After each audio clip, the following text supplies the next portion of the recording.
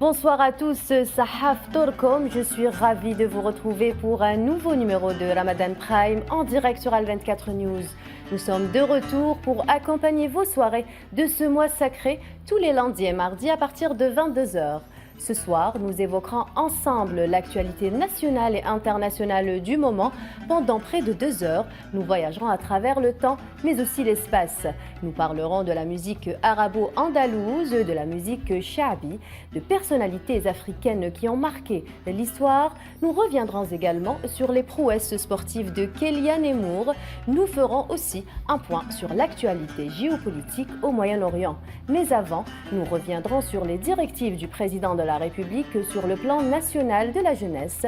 Vous l'aurez compris, vos chroniqueurs et moi-même vous avons préparé un riche programme pour votre soirée. Restez avec nous, Ramadan Prime, c'est maintenant.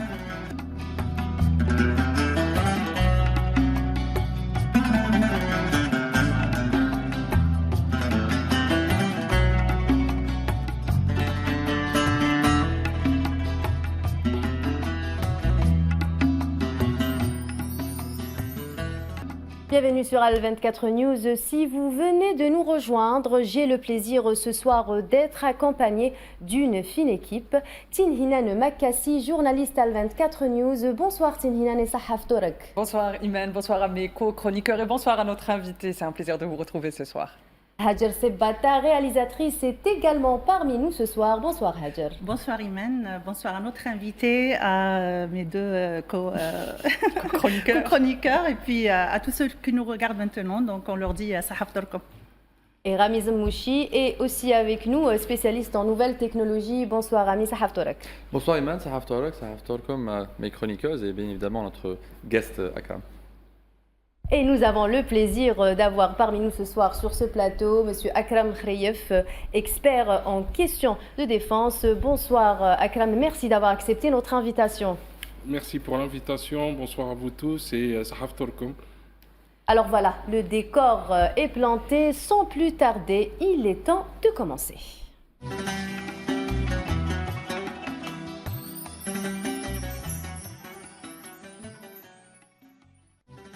De nouvelles orientations en faveur de la jeunesse ont été fixées par le président algérien lors du dernier Conseil des ministres. Au cœur des priorités, le plan national de la jeunesse 2026-2029, avec un objectif clair, former une génération créative, innovante et pleinement engagée dans le développement de l'Algérie. Un cap qui mise sur les compétences, l'initiative et l'avenir des jeunes Algériens. Ramiz Mouchi, vous qui êtes le plus jeune autour de cette table, cette directive vient conforter la place qu'octroie le président de la République à la jeunesse. Alors effectivement, je suis ravi d'être le plus jeune de la table et des différentes rencontres. Alors oui, c'est une directive qui permet de faire un plan de jeunesse pour les années à venir, les 3 ou 4 années à venir, et pour exposer les jeunes à plein de sujets, notamment l'entrepreneuriat, l'innovation, l'éducation, la montée en compétences et les inclure, déjà l'inclusivité, c'est très important, et les inclure dans les projets futurs. Je crois que c'est quelque chose qui pourrait donner plus d'opportunités aux jeunes de choisir et de trouver les sujets qui les intéressent, de choisir les sujets qui les passionnent et de monter en compétences, parce que c'est ça un peu le défi, c'est d'avoir une jeunesse compétente, brillante et qui fait des choses qui les passionnent et dans lesquelles ils pourraient être brillants et viser l'excellence plutôt que juste faire des choses qu'ils pourraient retrouver sans pour autant être vraiment engagés. Et toujours dans le même registre de la jeunesse, une nouvelle victoire pour l'Algérie. Kélian Emour a brillé à la Coupe du monde de gymnastique à Bakou en décrochant la médaille d'or aux barres asymétriques et la médaille d'argent à la poutre. Kélia confirme son statut de prodige et offre au pays un moment de fierté immense, plaçant l'Algérie sur le podium international. On rappelle que sa maman Stéphanie Nemour a été naturalisée algérienne par décret présidentiel le 26 février dernier. Makassi, un mot peut-être sur Kéliane Emmour. Alors, je pense qu'aujourd'hui, Kéliane Emmour, elle est le visage d'une... Longtemps, le sport a été négligé dans les pays, je vais parler beaucoup plus de l'Afrique et des pays du tiers-monde. Longtemps, on a vu le sport comme étant une préoccupation secondaire. Mais avec des sportifs de haut niveau et de qualité comme Kéliane Emmour, on remet le sport au devant de la scène, on remet le sport au centre des préoccupations. Surtout que nous sommes une nation qui aime le sport. Donc, avoir un palmarès comme celui de Kéliane Emmour est vraiment... Déjà, c'est une fierté. Et puis, ça nous challenge aussi. C'est la première. Et ça va presque devenir une aînée pour l'ensemble des sportifs et des gymnastes qui arrivent, on espère, avec beaucoup de talent, autant de talent et autant de succès que Kéliane Emmour. Hajar, un mot peut-être. Oui, je pense que c'est une excellente réussite pour déjà la femme algérienne en particulier, et puis pour notre pays, donc qu'il y a place encore une fois le drapeau algérien très haut. Elle a mérité vraiment les encouragements et les félicitations du président de la République. Parmi donc plusieurs femmes algériennes, aussi donc si on peut juste revenir au mot du président qui a salué vraiment les femmes algériennes, donc celles qui ont remporté la victoire, celles qui ont contribué à la libération de l'Algérie. Donc, il avait cité Jamila Bouhired, Jamila Bouassa, Jamila Boubacha, donc plusieurs femmes qui ont vraiment contribué à la libération de l'Algérie. Aussi, nous aujourd'hui, donc, on parle de plusieurs femmes aussi cinéastes, donc qui ont vraiment contribué aussi à porter haut la voix de l'Algérie, de l'identité algérienne. Donc, on peut citer Beyel Hachmi, on peut citer Assia Djebbar, on peut citer aussi donc Chouir, Yamina Chouir, qui avec son film aussi Rachida a parlé de l'époque du terrorisme. Donc même dans ce mot, donc il avait aussi fait allusion à ces femmes-là qui ont lutté contre le terrorisme et qui excellaient, donc des femmes qui excellaient dans les différentes catégories, donc à savoir l'enseignement, la médecine, le cinéma, la culture. Donc pour toutes ces femmes-là, pour Kéliane Emmour, donc elles ont vraiment mérité cette place et que la femme algérienne aujourd'hui mérite un petit mot. Donc aussi donc par l'occasion, on pense à toutes les femmes qui luttent encore donc au Liban, en Iran, à la femme palestinienne particulièrement. Donc on pense à toutes ces femmes en cette journée particulière.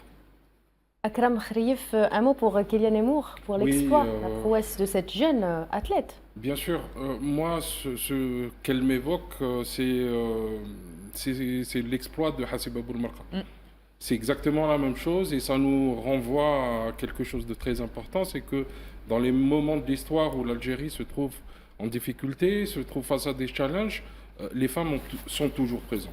Et je pense que l'hommage qu'il faut rendre aux femmes doit être beaucoup plus appuyé et la part que doit prendre la femme dans la société et de manière générale en Algérie doit être beaucoup plus grande que ce qu'elle est aujourd'hui.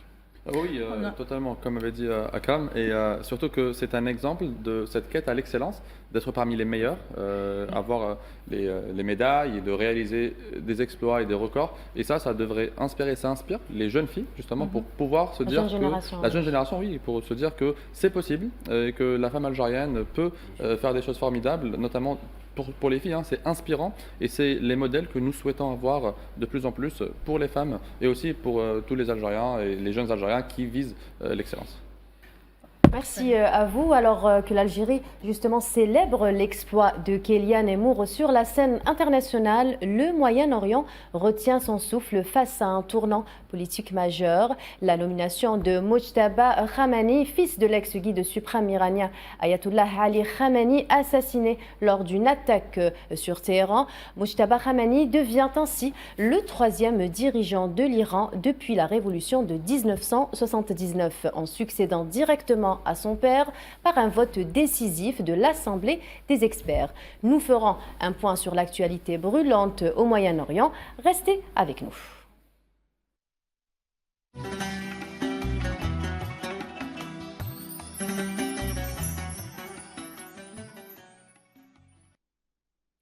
Alors, le Moyen-Orient est à nouveau au bord de l'embrasement. La nomination de Mojtaba Khamenei, fils du défunt guide suprême iranien, résonne comme une nouvelle séquence politique dans cette guerre aux multiples facettes, tandis que les États-Unis et l'antité-sioniste voient leur stratégie de guerre mise à rude épreuve.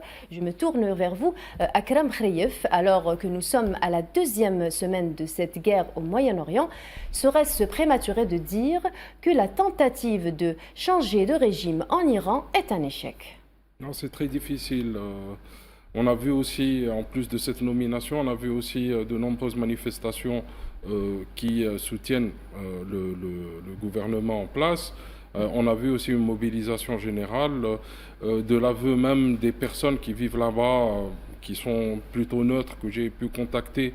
La vie est normale, les supermarchés sont ouverts, il y a peu de problèmes dans le vécu des gens et il y a en fait, il y a ce besoin de se retrouver en harmonie un petit peu avec ses autorités. Donc, ce facteur de division sur lequel ont parié les États-Unis n'a pas l'air de marcher aujourd'hui. Ils sont en train d'essayer de diviser ethniquement. Là, c'est un autre paramètre. Il y a quelques tentatives envers les ethnies kurdes, arabes et azéris en Iran pour mobiliser une sorte d'opposition armée. Là aussi, ça n'a pas encore l'air de prendre. Donc, pour le moment, cette nomination stabilise encore plus le régime politique iranien et il me semble que les espoirs des États-Unis de parvenir à un changement uniquement par les bombardements et par les appels à la rébellion ne vont pas se concrétiser. Mais selon vous, justement, ce nouveau guide suprême, donc Mojtaba Khamenei, quelle sera sa politique vis-à-vis du conflit régional sur le plan militaire? Vous connaissez la part importante dans la religion chiite de la vengeance. Et on est dans une configuration où le père, mais aussi le frère, les neveux de cette personne ont été tués de manière, il faut le dire, lâche dans un bombardement. Donc j'imagine qu'il a une grande revanche à prendre et que son influence va être, disons, elle ne va pas calmer les choses, elle va plutôt exacerber les choses, elle va galvaniser les troupes. Ça va accorder plus de pouvoir aux gardiens de la révolution. Il ne faut pas oublier que l'Iran est un pays à double visage. Ils ont une armée et une deuxième armée politisée, politique, qui est celle des gardiens de la révolution. Il me semble que les États-Unis avaient parié sur une pression exercée sur les Pasdaran, les gardiens de la révolution, et une sorte de, comme l'avait fait l'entité sioniste lors de la guerre des 12 jours, épargner l'armée, épargner l'Artèche, pour provoquer une sorte de coup d'État ou un coup de force venant des militaires pour déstabiliser le régime. Là, on a vu et on voit depuis quelques jours une intervention très forte de l'armée. Ça a été renforcé, ça s'est accentué après le torpillage de la frégate Dena, qui appartient à l'armée et non pas aux gardiens de la Révolution, et ça a galvanisé l'armée dans le sens où aujourd'hui il y a quand même un très gros rapprochement entre les militaires et les Pasdaran.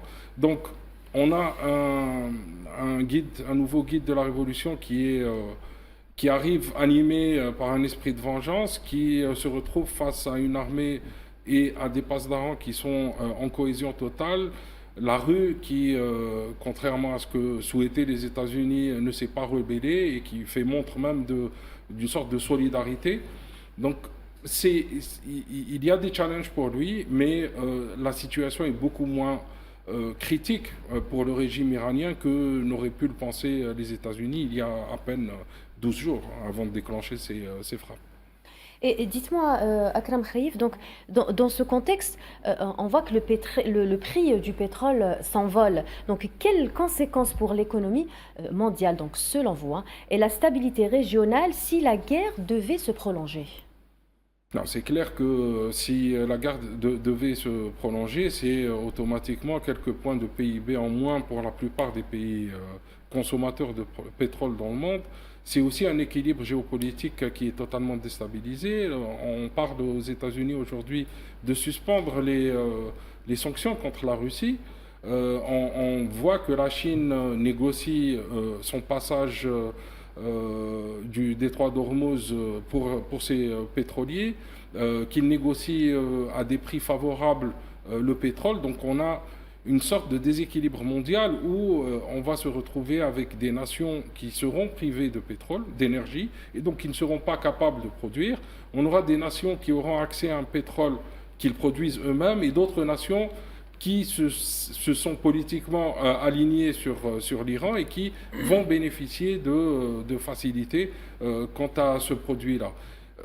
Il faut comprendre aussi que l'impact de la fermeture du détroit d'Ormuz, mais surtout l'impact de la destruction d'infrastructures pétrolières dans le Golfe, des deux côtés, va s'étaler sur plusieurs mois, voire sur plusieurs années. Ce n'est pas une question de semaines. Même si la guerre s'arrête demain, il faudra 18 mois pour que les choses redeviennent comme elles étaient. Donc, c'est une opportunité, bien sûr, pour quelques pays dans le monde, mais de manière générale, un pétrole qui s'envole, c'est une récession mondiale qui est en train de pointer son nez. Sinina Makassi, vous vouliez intervenir? Moi, j'aimerais poser une question à Khaïef. Je profite du fait d'avoir sur ce plateau un expert en sécurité, en questions sécuritaires. Monsieur Khaïef, aujourd'hui, quand on est face à un conflit comme celui qui est actuellement au Moyen-Orient, quand on est face à cette guerre contre l'Iran, et qu'on observe que l'Amérique, qui est jusqu'à présent, dont l'hégémonie a fait que c'est le gendarme du monde qui a déstabilisé 80% des pays dans le monde, qu'est-ce que ça nous dit sur l'architecture de la sécurité dans le monde quand on voit qu'aujourd'hui les États-Unis sont en difficulté? Qu'est-ce que ça nous dit sur l'armée américaine? Qu'est-ce que ça nous dit sur le fonctionnement de l'armée américaine? Ça nous dit énormément de choses. D'abord qu'on arrive aux limites technologiques et aux limites aussi en termes de moyens de l'armée américaine. On voit aussi l'émergence calme et tranquille de la Chine. On voit la Russie qui garde ses capacités militaires. Et donc, on a les États-Unis qui sont réellement challengés aujourd'hui. C'est pour ça que l'on voit autant de violence de la part des États-Unis qui veulent en finir et qui veulent réellement marquer un grand coup face à un adversaire qui est très compliqué et très, très résilient et qui se prépare à cette guerre depuis une trentaine d'années déjà. Donc, pour Washington, l'Iran est une sorte de boussole idéologique parce que parvenir à faire chuter le régime iranien, c'est assurément une victoire géopolitique pour Washington. Cela permettra de mettre la main, encore une fois, dans un second endroit après le Venezuela, sur des réserves pétrolières mondiales. Et dans ce qu'on appelle le denial game, donc ce jeu de déni avec la Chine, les États-Unis vont avoir la haute main. Mais il faut compter avec la réalité qui est que l'armée américaine n'a pas su se transformer ces 10 dernières années, elle n'a pas su apprendre des dernières guerres, et c'est une armée aussi qui, depuis 30 ans, fait face à des rébellions, fait face à du terrorisme, et pas à des armées classiques. Voilà. Et je pense que la leçon va être durement apprise pour les États-Unis, qui ont tellement misé sur l'économie militaire qu'ils se sont retrouvés un petit peu piégés par cette boulimie d'achat, cette boulimie d'acquisition qui, en réalité, on le voit aujourd'hui, ne fait pas trop sens.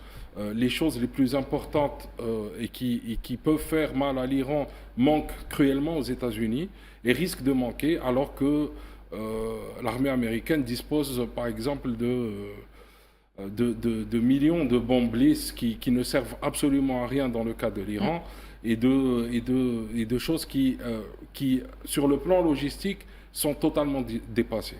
Donc c'est un vrai challenge pour nous. Akram Khaïef, il y a Donald Trump qui vient de déclarer « Nous avons réalisé plusieurs victoires en Iran, mais ce n'est pas assez ». Un commentaire sur ça? Bon, Donald Trump considère déjà que les frappes ont été un succès pour les États-Unis. Il considère aussi que les alliés des États-Unis, donc les pays de la région, plus l'entité sioniste, ont réussi à encaisser un tant soit peu les attaques iraniennes. Il considère aussi que l'élimination du guide de la révolution est un succès politique. Et donc, mis bout à bout, il est en train de se construire une narrative de succès. Ce n'est pas une mauvaise chose. Ce n'est pas une mauvaise chose. Ça va l'empêcher d'aller un personnage comme Donald Trump a besoin de portes de sortie honorables. Et je pense que dans ce cas précis, il ne faut pas trop le contredire. C'est pour le bien de tous. Et donc, vous savez, Donald Trump regarde le monde sous le prisme des États-Unis. Ce n'est pas quelqu'un de très pointu en termes de connaissances militaires. C'est aussi quelqu'un qui a effectué quelques mois, quelques semaines même avant le début de cette guerre, un énorme remaniement au sein de l'armée américaine. Il a enlevé pratiquement 80% des généraux qui étaient là, donc il a mis des gens qui étaient proches de lui. Il souffre aussi de sa propre opinion publique, mais de ses propres supporters, hein, donc le clan MAGA qui est non interventionniste, qui ne veut pas que les États-Unis se mouillent. Et donc, il me semble que ce discours-là s'adresse particulièrement à ces gens-là, aux MAGA.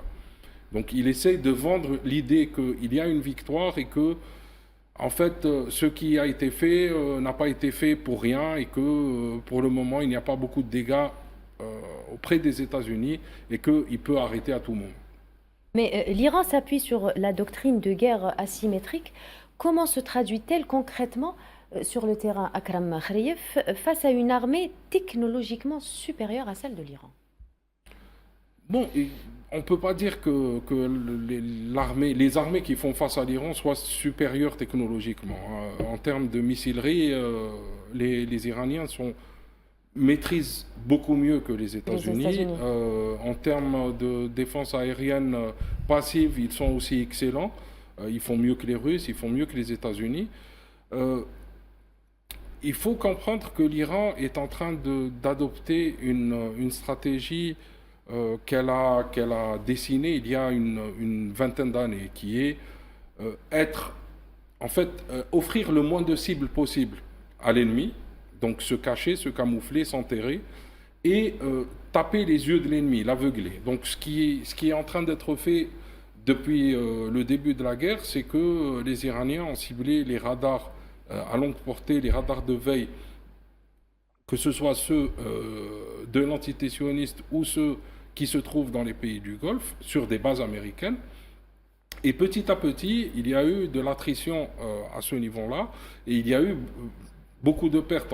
Ça se ressent aujourd'hui, même s'il y a eu moins de missiles qui sont tirés chaque jour. Ce qui se ressent, c'est que le délai entre le déclenchement des alertes et la chute du missile, il est réduit à 2 minutes maintenant, alors qu'il était à 15 minutes avant. Et donc, ça laisse l'effet de surprise aux Iraniens. Et je pense que la stratégie iranienne est de priver, donc de grignoter petit à petit les radars, ensuite les défenses antiaériennes, les missiles, donc faire en sorte qu'il y ait une grande consommation de missiles.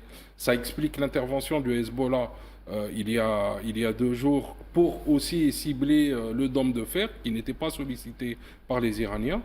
Et je pense que ça se terminera, selon la stratégie iranienne, par des vagues de drones très précis qui seront envoyés pour cibler l'état-major politique, l'état-major militaire et les infrastructures sensibles en Israël. Donc c'est une stratégie de patience, c'est une stratégie aussi d'extrême précision. Mais encore faut-il qu'ils puissent résister à la destruction de ces missiles, qu'ils puissent résister aussi à la domination aérienne américaine. Pour le moment, les États-Unis sont contraints d'utiliser des missiles de longue portée tirés en dehors de l'espace aérien iranien.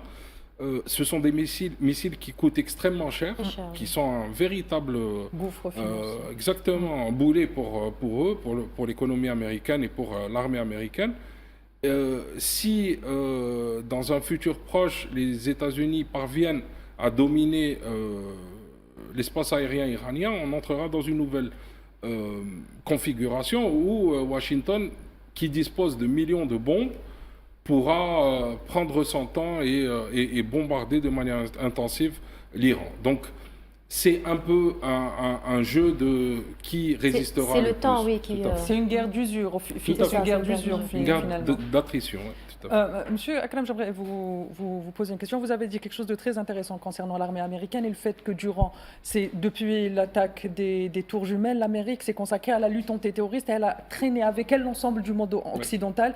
Là, on a vu la France et l'ensemble des échecs qu'elle a menés au Sahel. Mais est-ce qu'aujourd'hui, finalement, face à cela, il va y avoir un rééquilibre finalement entre le Sud et le Nord? Parce qu'on voit l'Iran aussi qui a participé à pas mal, par ses gardiens de la Révolution, à pas mal de conflits au Moyen-Orient, se retrouve capable de gérer une guerre sur le terrain. Mais on voit les puissances occidentales, même en Ukraine, qui ont du mal à gérer des guerres sur le terrain, des guerres conventionnelles. Donc est-ce que ça va être un élément géopolitique important dans l'architecture, que ce soit de la sécurité ou de l'économie de guerre aujourd'hui? Oui, bien sûr, d'autant plus que malheureusement, j'ai pas la joie de vous annoncer ça. Cette guerre est un prélude à d'autres guerres.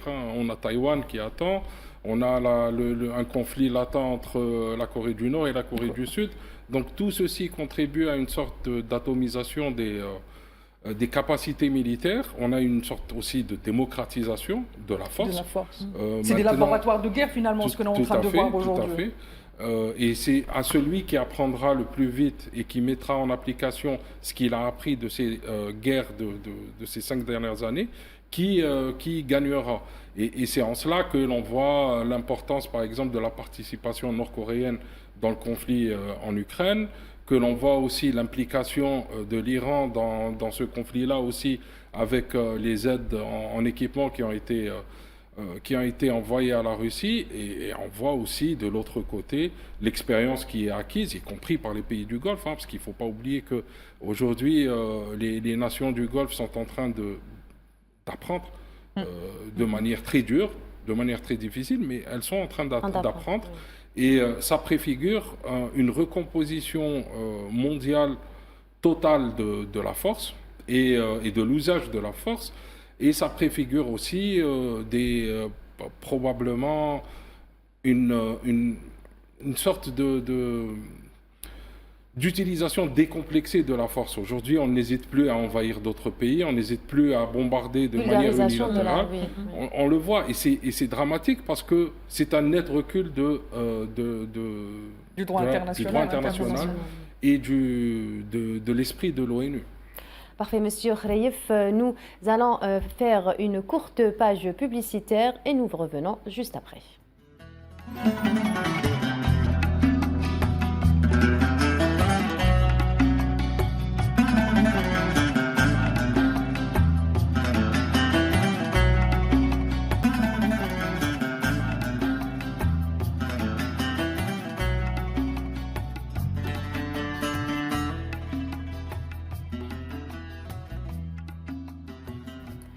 Rebonsoir à toutes et à tous. Alors, notre regard ce soir sera porté vers les nouveaux champs de bataille au XXIe siècle. La guerre se joue aujourd'hui aussi derrière nos écrans où les tensions se jouent non plus seulement sur les terrains, mais dans le cyberspace. Je vous laisse la parole, Rami Zamouchi. Merci Iman. Effectivement, la guerre se fait sur le terrain, elle se fait aussi sur les plans diplomatiques, sur les négociations, etc. Mais elle se fait aussi une troisième guerre, qui est plutôt une guerre d'information, une guerre de récit, comme on aime dire. C'est la guerre de celui qui peut convaincre de son récit. Sur ce sujet-là, on a des champions, comme par exemple les États-Unis ou l'entité sioniste, qui essayent et qui continuent à vouloir imposer un récit en en montrant des images ou en combattant certaines images. Et c'est là aussi où il y a le sujet qui est très essentiel qu'on voit tout le temps, qui est la censure de certaines informations ou certains passages qui peuvent déranger ou qui peuvent raconter un récit contraire à celui souhaité par ces puissances-là. La censure, on la trouve dans des sites ou des plateformes comme ex-Twitter, mais aussi sur d'autres plateformes, notamment sur TikTok, pardon, mais qui est un peu moins, où la censure elle est un peu moins effective, où il y a un peu plus d'informations qu'on peut trouver. Ça peut être des missiles, ça peut être des vidéos de missiles ou des vidéos de dégâts que parfois certains pays ne souhaitent pas voir, et parfois aussi des informations ou des leaks qu'on peut trouver, que partagent les gens ou que partagent les individus sur place, parce qu'avant on avait plus d'informations de la part des sites ou des médias classiques, mais là avec les réseaux sociaux qui deviennent la source première de l'information des individus, notamment des jeunes qui passent beaucoup plus de temps en scrollant sur ces réseaux sociaux-là qu'en checkant des sites ou des sources plutôt fiables. Donc les stratégies utilisées sont différentes et variées. C'est par exemple amplifier certaines images qu'on peut voir sur certaines actions, notamment quand ça concerne des vidéos comme celle-ci. La diffusion de vidéos de frappes de drones par exemple, ou des manipulations de hashtags et d'informations qui sont très très facilement partageables et qui sont facilement et ça biaise l'information. Totalement. Et ça représente des informations qui parfois prennent du temps avant de découvrir que ce sont des fake news. Et ceci nous pousse à être prudents, à vouloir faire des fact-checking. On trouve par exemple sur X, il y a l'IA Grok, et on trouve souvent des gens qui demandent Grok, is this true? Ça veut dire, est-ce que c'est vrai? Est-ce que c'est récent? Est-ce que c'est pertinent? Souvent, la réponse, elle est pertinente, mais parfois même, où il y a tellement d'informations et on a du mal à trouver quelles sont les bonnes ou mauvaises informations, quelles sont les fake news et les non-fake news ou les real news. Et ce qui nous pousse, nous, utilisateurs des réseaux sociaux, à être plus prudents, à vouloir checker et vérifier avant de partager certaines informations et à ne pas être dans le sensationnalisme et de partager des informations juste parce que ou bien on les attend, ou bien ça nous concerne, ou parfois on a envie de partager cela. Donc en gros, c'est l'idée de faire attention, de ne pas partager toutes les informations et surtout de checker encore et encore. Akram Khrif, je voudrais me retourner vers vous. Donc, dans cette guerre au Moyen-Orient, plus précisément en Iran, qu'est-ce qui vous aura marqué en tant qu'expert en défense? Du point de vue informationnel? Oui. La terrible loi des algorithmes sur les réseaux sociaux, le fait que l'on ne puisse pas trouver de l'information qui soit disponible de manière égale entre le récit iranien et le récit de l'autre camp, à mon avis, c'est la chose la plus dramatique. Mais la chose positive, par contre, que je remarque, c'est une explosion de la demande, mais aussi de l'offre, de la micro-analyse sur les réseaux sociaux. On a beaucoup de gens qui aujourd'hui se mettent à analyser, se mettent à commenter. C'est une très bonne chose. C'est une sorte de réflexe de protection, je pense, de différentes personnes. Et cette démocratisation de l'analyse aide à la pédagogie et aide aussi les médias comme vous, aide les gens à mieux comprendre, à mieux interagir avec les médias. Et donc, il y a aussi du positif dans ce que je constate sur les réseaux sociaux, sur cette guerre, malheureusement. Rami, Tinina, vous vouliez Hajar, oui, pardon. Oui, dans le même sens. Donc, je voulais dire que dans le même sens que disait aussi Rami, que la guerre aujourd'hui n'est pas que sur le terrain, n'est pas que sur le plan politique ou militaire. Donc, c'est surtout aussi une guerre médiatique. Donc, quand on sait que les supports audiovisuels, c'est-à-dire travaillent comme ou fait l'objet d'un miroir qui reflète les réalités normalement sur les terrains. Donc, on voit vraiment cette guerre médiatique. Donc, quand Donald Trump aujourd'hui prononce la victoire par rapport à ce qu'a pu concrétiser, ce qu'il a pu concrétiser avec l'administration donc américaine, je pense qu'il y a déjà avant d'arriver à cela, il y avait déjà cette première partie où Trump misait surtout aussi sur l'opinion et la mobilisation du peuple iranien aussi, en faveur de la guerre contre l'Iran. Il misait aussi sur donc, les pays arabes qui ne s'impliquent pas autant, donc Dieu merci pour le moment, donc en espérant que ça reste justement calme. Donc je pense qu'aujourd'hui, la puissance médiatique joue un rôle super important dans tout cela. On n'arrive pas à détecter non plus vraiment souvent les bonnes informations des mauvaises. Et il y a aussi cette interdiction sur les terres palestiniennes colonisées. Donc il y a aussi cette interdiction de filmer, de partager, de montrer. C'est une guerre d'image. Exactement, et c'est une guerre d'image aussi, franchement, au même titre que la guerre politique ou militaire, parce que c'est une puissance qui risque de mobiliser l'opinion publique, et donc ça reste quand même une guerre importante sur le plan médiatique aussi. Et si je peux ajouter quelque chose, ce que j'ai remarqué aussi et ce que j'ai trouvé intéressant, on en parlait tout à l'heure, c'est que l'Iran s'est attaqué à la couche physique du cyberespace en bombardant des data centers, en bombardant des nœuds de communication. Et donc, face à ce constat de puissance des algorithmes, l'Iran a trouvé la parade qui est d'empêcher Internet. Et ça, c'est très, très intéressant de le voir. Ça nous renvoie à ce que disait Arami concernant la souveraineté. Il ne l'a pas dit en ces mots, mais je le dis. La souveraineté numérique, c'est devenu quelque chose de primordial. Indispensable. Et elle implique aussi l'aspect physique, l'aspect matériel. Surtout que s'attaquer au data center qui incarne un peu la souveraineté numérique, parce que les données des pays qui souhaiteraient justement que ce soit indépendant et d'avoir la main sur cela. D'ailleurs, il y a de gros problèmes, par exemple en Europe, qui ont cédé un peu à cette souveraineté-là en faveur des Américains, parce que les trois premières entreprises de cloud dans le monde, Microsoft, Amazon et Google, détiennent une grande partie, plus de 60% je crois, du cloud, ou un peu plus même, du monde. Et là, l'idée c'est justement de s'attaquer à cela, oui, et de détruire ces nœuds-là, parce qu'on ne peut pas voir de l'information si on n'a pas Internet, et c'est un peu ça le défi. Je voudrais, la question, c'est pour vous deux, hein. Donc, quelles sont les cartes que l'Algérie doit jouer sur le plan stratégique pour faire face justement à cette mutation des guerres? Bon, l'Algérie a une tradition de médiation. Elle a une diplomatie qui est efficace, qui est connue et reconnue. L'Algérie a présidé le Conseil de sécurité de l'ONU pendant 2 ans. Elle s'est faite remarquer par l'excellence de son apport durant ces 2 dernières années en temps de grande crise internationale. C'était pendant le génocide à Gaza. Je pense que l'Algérie, en gardant sa modération, peut jouer le rôle d'intermédiaire sérieux entre les deux camps, et peut aussi un peu calmer les esprits.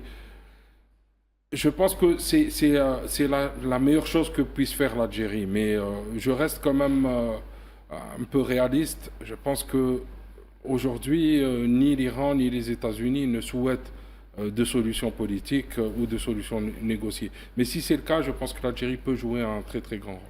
D'autant plus qu'elle connaît très bien le dossier. Elle a été négociatrice sur l'Algérie. C'est elle qui a mené la négociation lorsque des diplomates américains ont été pris en otage à Téhéran. Et elle connaît aussi, elle a été aussi médiatrice dans le cadre de la guerre entre l'Iran et l'Irak. C'est très important d'avoir une puissance régionale qui soit... Parce qu'il faut aussi regarder le cadre civilisationnel. L'Algérie reste un pays musulman, l'Iran est un pays musulman. Donc il y a aussi ce cadre civilisationnel. Il y a aussi le fait que l'Algérie est un pays du tiers-monde global.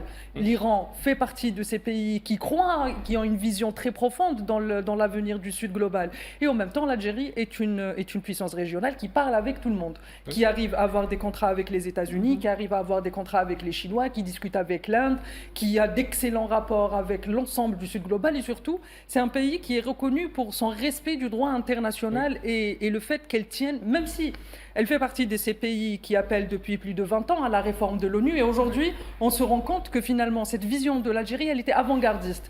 La réforme de l'ONU, elle était nécessaire. Et la position, ce qui confère à l'Algérie aujourd'hui une place de presque de médiateur de choix. Et je pense que, comme vous venez de le dire, monsieur Akram Khaliev, au moment voulu, l'Algérie se présentera comme une solution adéquate pour une médiation sérieuse. Oui. Rami Zemouchi, toujours en parlant de start-up, quel rôle justement elles peuvent jouer dans le renforcement des capacités de l'Algérie dans le domaine des moyens de lutte cybernétique? Existe-t-il peut-être des modèles qui pourraient se développer en Algérie et si oui, comment? Alors déjà, dans le domaine de la cybersécurité, dans lequel nous commençons vraiment à s'intéresser. L'instar de Silicon Valley pour les États-Unis. Par exemple, oui, nous, notre capital humain est notre premier capital. On a des ingénieurs très brillants et des entreprises dans la cybersécurité, par exemple, qui s'intéressent à cela et qui peuvent garder et être de très très bons partenaires pour justement assurer une sécurité informatique et de développer aussi des sujets autour de l'intelligence artificielle pour pouvoir justement combattre ces fake news. Ce qui est intéressant dans un pays comme l'Algérie, c'est une jeunesse qui est quand même très brillante sur le plan technique et qui peut développer ou déployer cette compétence-là pour pouvoir justement avoir un point fort dans les relations algériennes et de permettre justement de combattre cela. Mais pour revenir à ce qu'avaient dit Akram et Tinhinan, l'Algérie est aussi un pays pivot sur le plan économique. Un exploitateur de gaz, notamment on a parlé de détroit d'Ormuz et des difficultés que vont avoir certains pays européens qui dépendent aussi du GNL qui passe par le détroit d'Ormuz, notamment Irak, notamment de Qatar. Et certains pays aussi, pétrole du Qatar et de l'Irak, du Koweït aussi, dans lequel, à cause de cette guerre-là, les prix ont flambé.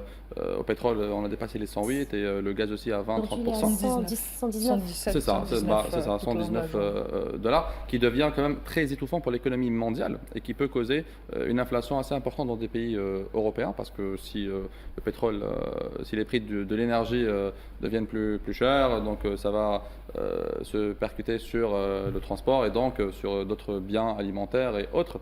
Et ça pourrait causer une autre vague d'inflation comme celle qu'a connue le monde pendant l'année 2022. L'Algérie étant un exportateur de gaz, notamment vers l'Europe avec ses deux gazoducs, mais aussi un exportateur en GNL avec pas assez justement pour pouvoir pour pouvoir avoir une influence sur ce qui se passe, mais un pays qui pourrait justement être important pour les pays occidentaux, justement parce que ce qui se passe en Iran ne touche pas que la région, mais touchera aussi l'économie mondiale. Si ça continue, surtout si les prix du pétrole dépassent les 120, 130 dollars, ça pourrait être vraiment très très difficile pour l'économie mondiale. Je pense que les prix du pétrole vont largement dépasser parce que déjà là, il y a les entreprises maritimes qui commencent à stopper leur déplacement sur le détroit d'Ormuz, ce qui se répercute directement sur les prix du pétrole et ce qui va se répercuter directement sur les pompes. Donc il va y avoir peut-être une pression dans les pays occidentaux, des peuples peut-être, parce qu'au prix de la pompe, il va y avoir... ce qui pourrait peut-être, Akram Khaliev, j'aimerais votre avis, être un point intéressant dans cette configuration, dans le sens où il va y avoir des peuples qui auront marre de payer au prix fort le prix de l'essence et du ticket de métro et la place de taxi. Peut-être qu'ils pourront faire pression sur les pays occidentaux pour que l'escalade cesse entre les deux. Oui, je pense que c'est aussi un grand risque d'inflation dans le monde par rapport à cette hausse de prix du pétrole. Les conséquences vont être quand même assez lourdes. Et ça peut aussi, je le dis peut-être ironiquement, ça peut aussi déclencher cette fameuse transition énergétique que l'on attend. Et ça peut aussi nous renseigner sur nos propres challenges en Algérie. Donc c'est important. Akram Khaliev, je voudrais qu'on revienne rapidement sur la stratégie nationale adoptée par le MDN concernant la sécurité numérique. Zamouchi, Rami, pourriez-vous peut-être Ah en oui, bien parler? sûr. La stratégie qui a été partagée sur le site du ministère de Tout la à fait. Défense, qui parle justement de la stratégie nationale en créant l'agence de cybersécurité, qui est une agence qui a comme but justement de développer et de moderniser les infrastructures et la technologie du numérique dans le monde de la cybersécurité. Ça aborde plusieurs points assez importants qui vont de la modernisation des infrastructures, mais surtout qui s'intéresse au capital humain pour développer du capital humain en Algérie, notamment avec pour la montée en compétence des Algériens et de pouvoir justement assurer une compétence assez importante pour faire face aux différentes attaques. Alors on s'intéresse à la prévention. Et on s'intéresse à la prévention justement contre ce genre d'attaque, mais si ça arrive, comment les gérer et comment s'améliorer pour pouvoir assurer une sécurité, une cybersécurité du pays. On a vu qu'il y a des infrastructures qui peuvent être totalement gelées en cas d'attaque cyberattaque et à quel point ça pourrait avoir un impact colossal sur certaines industries, sur l'économie en général. Hein. Et en Algérie, on n'a pas oublié cela. En Algérie, on s'intéresse à cela et ce plan-là, il va sur les 4 prochaines années, jusqu'en 2029, pour justement essayer d'avoir une amélioration.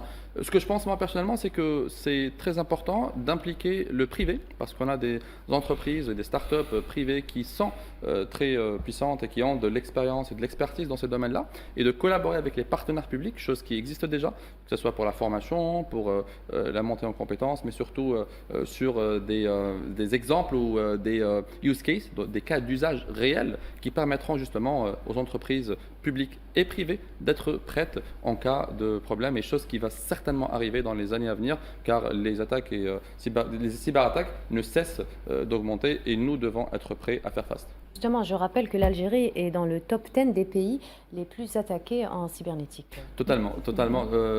Et on devrait s'en réjouir, mais surtout qu'il y a des gens qui souhaiteraient, on devrait s'en réjouir de pouvoir justement être contre et être prêt à faire face à ce genre d'attaque, parce que c'est un réel test des compétences algériennes et des infrastructures en Algérie, parce que des pays dans le monde qui sont attaqués sont tous les jours, et le risque est plus élevé dans les pays qui ont des infrastructures encore plus importantes, donc c'est les pays en Occident. Nous, ce qui nous intéresse, c'est de pouvoir être à la hauteur, car les attaques vont toujours exister, et c'est à nous justement de monter en compétence pour pouvoir faire face à ces attaques. On ne prête qu'aux riches. Oui. Alors, on reste au Moyen-Orient, plus précisément au Liban. Plus de 500 000 personnes ont été forcées de fuir leur foyer après des frappes sionistes et des ordres d'évacuation. Une violation grave de la souveraineté du pays qui provoque un exode massif des civils. Cette crise humanitaire s'inscrit dans le contexte de l'escalade régionale née de l'agression américano-sioniste contre l'Iran, suivie de ripostes iraniennes et d'un élargissement du théâtre des opérations. Le Liban se retrouve une nouvelle fois sous les bombardements sionistes. Akram Khalif, pourquoi l'entité sioniste cherche à tout prix à affaiblir ce pays que tout le monde s'accorde à dire qu'il est le pivot de la région? Le Liban est un peu le talon d'Achille de l'entité sioniste, parce que la proximité, le fait qu'il y ait ce réservoir humain de résistants au Liban représente une menace existentielle pour l'entité. Et donc c'est depuis une soixantaine d'années. Depuis 48. Depuis 48. Depuis 48. Depuis Nekba. Tout à fait. Ça a été la principale cible de l'entité sioniste. C'est aussi un pays qui est fragile ethniquement, qui a souffert d'une guerre civile, qui continue à avoir des crises politiques. L'entité sioniste joue un rôle très important dans l'exacerbation justement des tensions entre les communautés. Et l'idéal serait pour elle de parvenir à une sorte de gouvernement non armé, avec un pays qui soit totalement désarmé et qui soit dépendant de pratiquement l'aide humanitaire américaine pour subsister. Et on le voit, à chaque fois qu'il y a une crise entre les deux pays, le Liban est frappé très durement. sur ces infrastructures. Et chaque jour qui passe est la preuve que le Liban fait bien de s'armer et fait bien de résister, parce que sans résistance, la destruction ne peut être que totale. Mais comment justement le Liban peut-il protéger sa souveraineté et sa population face à ces pressions et déplacements forcés provoqués par les tensions régionales? Le Liban a très peu de moyens militaires pour opposer cela, et d'ailleurs, aujourd'hui, la direction politique au Liban ne semble même pas vouloir jouer ce jeu-là ou être dans la confrontation avec l'entité sioniste. On parle du Hezbollah qui est très puissant, malgré sa perte de puissance ces derniers mois, mais ça reste une entité très capable, qui a un réservoir humain très important et qui dispose encore de moyens. Et c'est grâce à elle, on se rappelle que le Sud Liban a été libéré, et c'est grâce à elle qu'il y a aujourd'hui une pression qui est exercée au cœur même de l'entité sioniste. Et ce n'est pas, en fait, ce qui s'est passé il y a 6 mois n'est pas une victoire pour l'entité. L'assassinat de Hassan Nasrallah ne l'est pas non plus. Et les capacités militaires ont beaucoup diminué, certes, mais elles sont toujours présentes et représentent une véritable menace. L'agression contre l'Iran et ses répercussions sur la région risquent-elles d'aggraver la crise humanitaire au Liban et même ailleurs? Tout à fait, tout à fait. Je pense que le Sud Liban est déjà sinistré, les populations sont jetées à la rue. On a des centaines de milliers, voire des millions de déplacés. On va avoir aussi probablement une crise humanitaire, donc une crise migratoire, avec des centaines de milliers de Libanais qui vont vouloir partir, quitter le pays. Et c'est un risque énorme qui est en train de s'abattre sur le Liban de manière générale, et sur la partie sud du Liban de manière particulière. Il y a un risque humanitaire, il y a aussi un risque politique d'implosion, de retour à une guerre civile. Et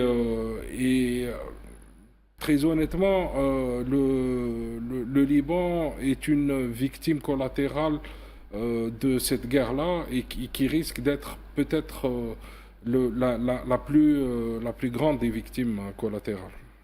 Et on rappelle que l'Algérie maintient sa position constante en faveur, en appelant à une issue pacifique au Moyen-Orient, en soutenant pleinement les efforts de médiation régionaux et internationaux pour éviter l'escalade et protéger les populations civiles. N'est-ce pas, Tinhinan Makassi? Je disais tout à l'heure. Rebondir d'abord sur ce que vient de dire M. Akram Khaliev concernant la guerre civile au Liban. Faut-il se rappeler que la première guerre civile au Liban s'est produite après Sabra et Shatila. L'entité sioniste a exigé d'abord que les camps de Palestiniens soient vidés des résistants palestiniens pour attaquer des femmes, des enfants. Donc il y a déjà des femmes et des enfants et des vieilles personnes. Il y a une logique d'épuration ethnique dans le... comme à Gaza. Hein. Justement.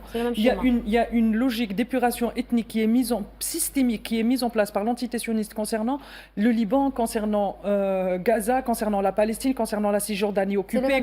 C'est le même schéma. L'entité sioniste veut vider l'ensemble de la région pour parvenir à cet objectif que eux ils considèrent comme un objectif ultime et messianique aussi, qui est le Grand Israël. Donc il y a ces risques-là. Et aujourd'hui, on se retrouve pratiquement dans la même configuration. Un pays qui est fragilisé par une crise économique majeure, un pays qui est fragilisé par des crises politiques majeures, un pays qui est fragilisé par des... Moi, j'aime pas appeler ça des problèmes ethniques, parce que les problèmes ethniques dans les pays du Sud global, on sait très bien qu'ils ont été mis en place, créés par la colonisation. Et justement, le Liban fait partie de ces pays qui nous renvoient à cette histoire de la colonisation par les accords de Saxe-Picot, quand ils ont décidé de distribuer ou de se partager le Moyen-Orient entre l'empire colonial britannique et l'empire colonial français. Et c'est là justement où on va revenir à la position d'Alger.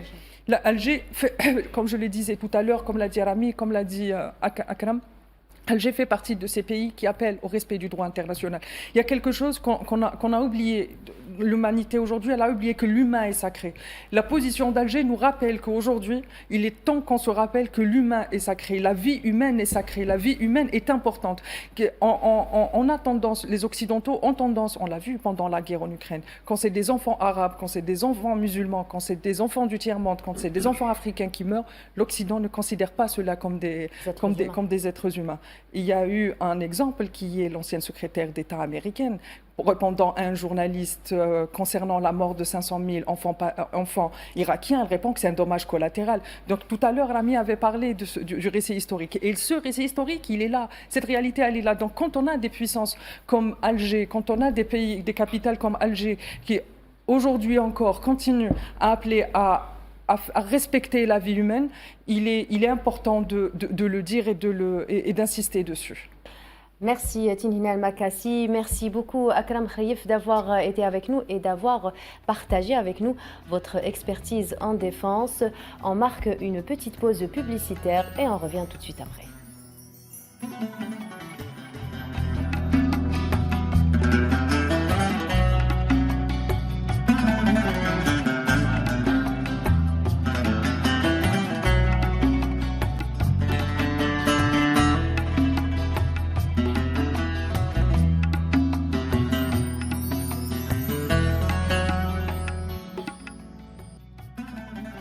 Rebonsoir à toutes et à tous. Si vous venez de nous rejoindre, nous sommes en direct sur Al24 News.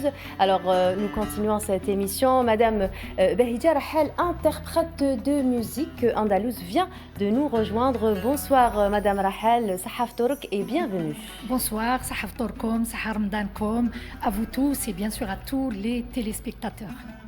Alors, ce mois de Ramadan, parlez-nous un peu de votre récent concert, donc mardi dernier à la salle Ibn Khaldoun à Alger.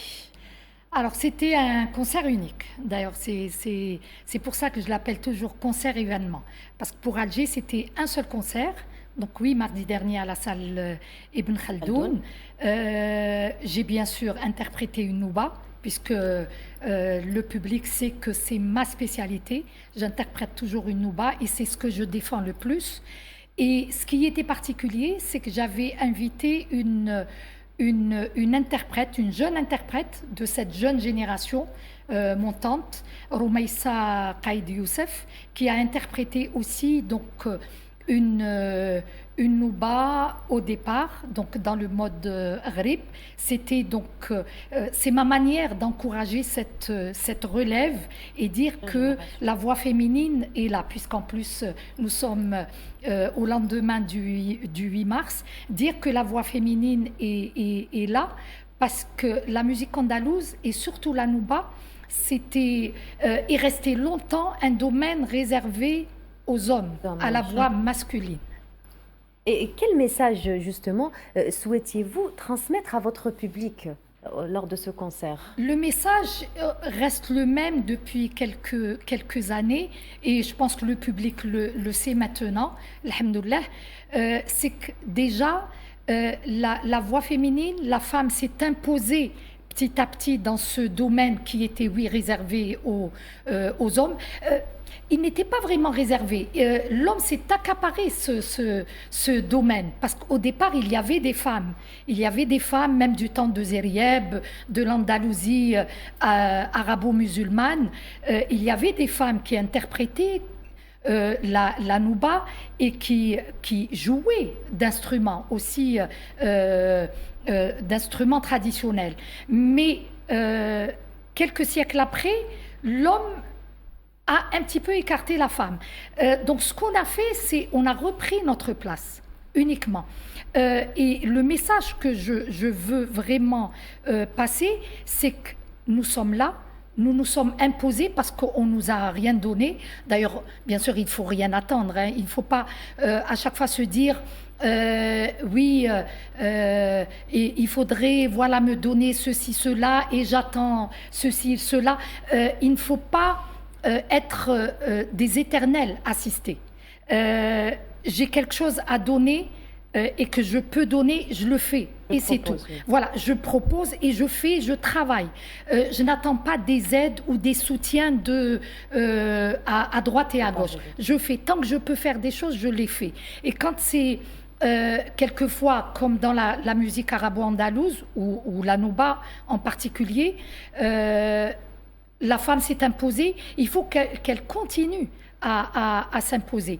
Et vraiment, maintenant que j'avais commencé dans les années 90, maintenant beaucoup de voix féminines sont là, se sont imposées, et c'est magnifique. Et c'est comme ça que petit à petit, on arrive à dire, oui, la femme aussi est là, comme dans plusieurs domaines.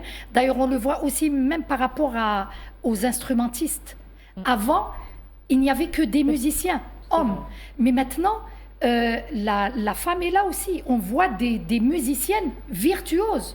D'ailleurs, même avec moi, mardi dernier, il y avait Saliha Ould Moussa qui est virtuose au oud. Il y a des virtuoses au qanoun, au violon, à la cuitra. Donc, il faut aussi les mettre en évidence, les mettre en avant, parce que la femme aussi est là en tant qu'interprète et en tant que musicienne.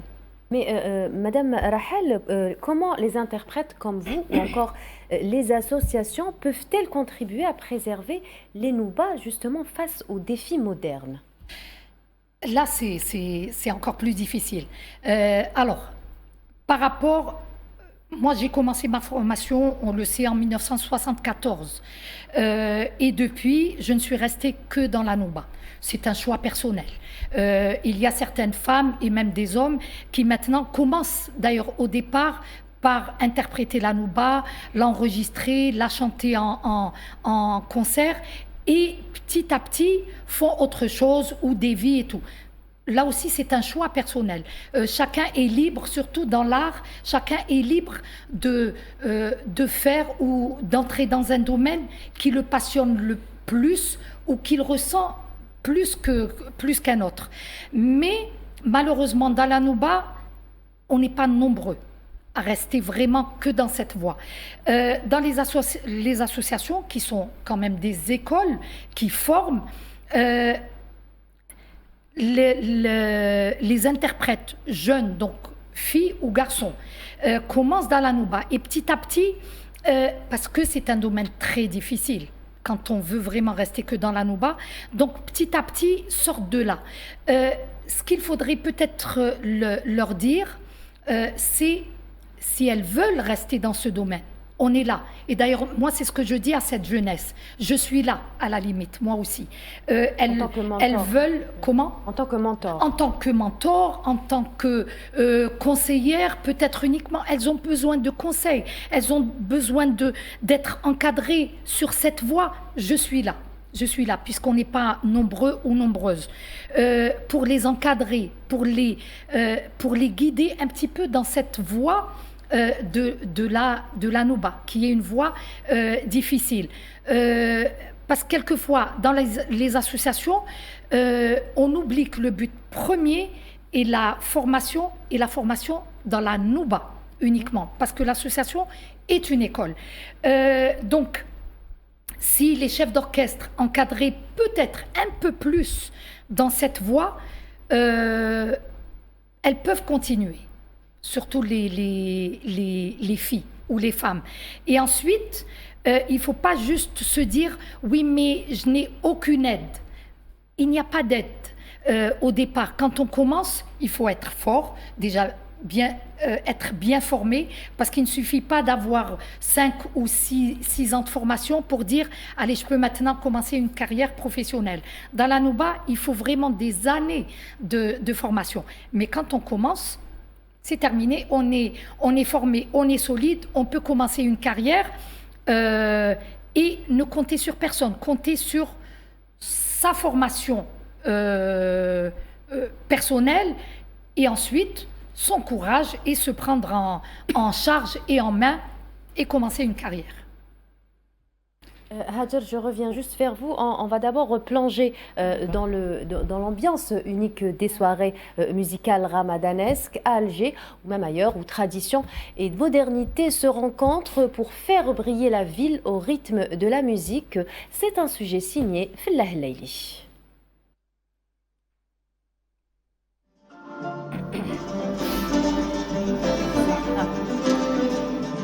Dans le cadre des soirées ramadanesques à Alger, plusieurs espaces culturels proposent au public une programmation artistique variée entre concerts, humour et musique urbaine.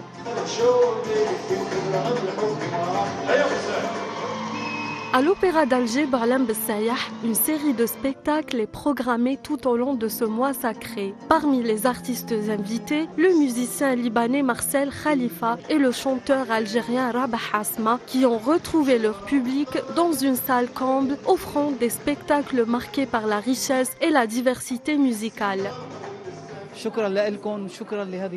Merci beaucoup et merci pour cette invitation. J'espère pouvoir revenir toujours en Algérie car j'aime énormément ce pays. La première fois que j'y ai présenté un travail, c'était il y a plus de 45 ans. Il y a donc une relation très forte, pleine d'affection qui me lie à l'Algérie. J'ai connu vos grands-parents, puis vos parents et aujourd'hui je rencontre vos enfants et même vos petits-enfants. C'est vraiment très beau de voir cette continuité et l'ambiance ici est tout simplement magnifique.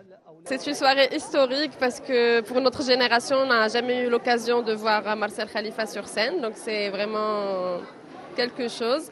En plus, on a assisté avec toute la famille, donc on a pu vraiment... On espère même avoir une dédicace.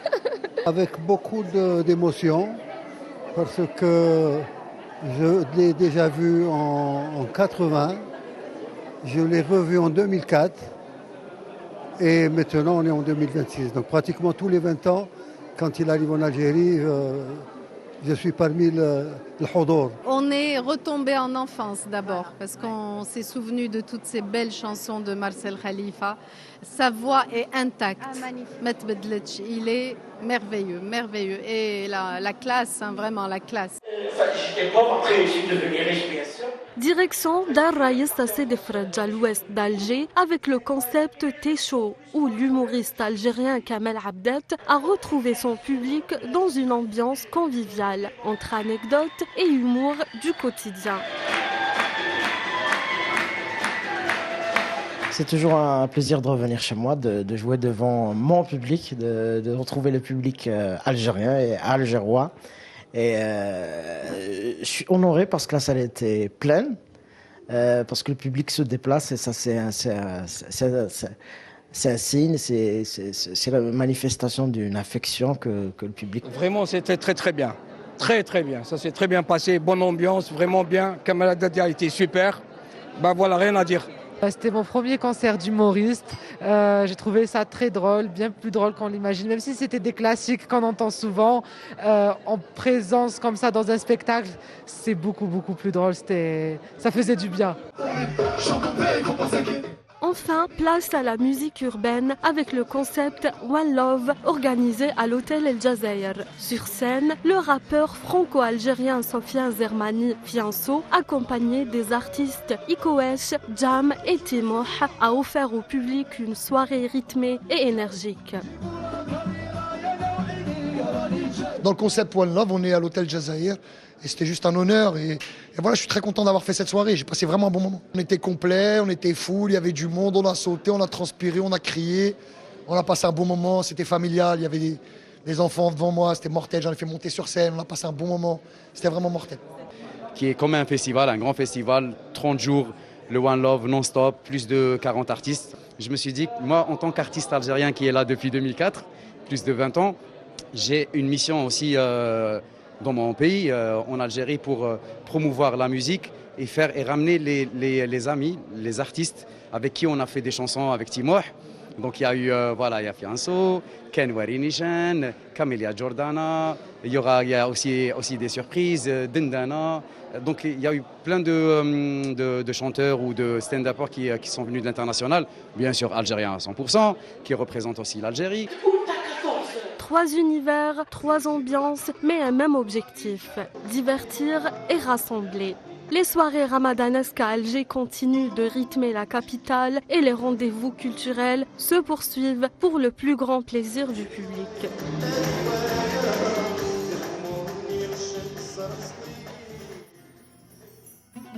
Voilà, je rappelle que c'était un sujet signé Fella Helaili. Alors, autour de cette table, messieurs, dames, comment se passent vos soirées ramadanesques? Est-ce qu'il y a beaucoup de programmes cette année, enfin comme chaque année, mais là, en l'occurrence à Alger, Hadjer Sebata, il me semble que vous sortez pas mal cette année.